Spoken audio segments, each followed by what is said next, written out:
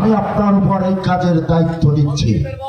শুনুন, সন্দীপের বোন অর্থাৎ বন্দনার শ্বশুর বাড়িতে আপনাকে যেতে হবে, তবে এই বেশে নয়। বয়সের ভাগটা যতটুকু সম্ভব কমিয়ে যুবক বেশে আপনাকে অভিনয় করতে হবে। হ্যাঁ, আপনি সেখানে গিয়ে বলবেন বন্দনার সাথে আপনার বিয়ে হয়েছিল আর সে আপনাকে ডিভোর্স করেছে।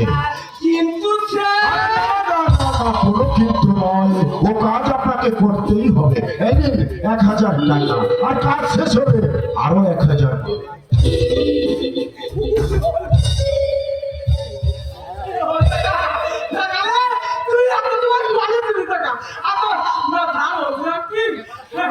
ওই বন্দনার শ্বশুর বাড়ি যদি যে আমি একথা বলি, তাহলে বন্দনার শ্বশুর যে বন্দনাকে বাড়ি থেকে তাড়িয়ে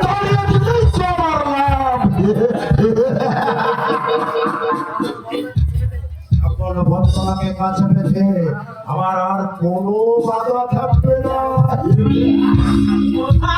বলছিলাম কি, বন্দনাকে আপনি ভালোবাসেন? ভালোবাসা?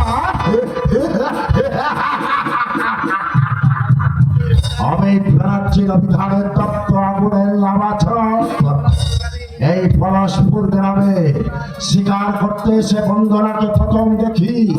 তার রূপ যৌবনে মুগ্ধ হয়ে আমি তাকে প্রেম নিবেদন করতে গিয়েছিলাম, সে আমার গায়ে চড় মেরেছিল। সেই অপমান আমি কোনোদিন ভুলব না। ওর ওই যৌবন নিয়ে আমি ছেড়ে মেরে খেলবো। তারপর ওর ওই দেহটাকে ছুঁড়ে ফেলে দেব অন্ধকার পচা রক্ত পায়।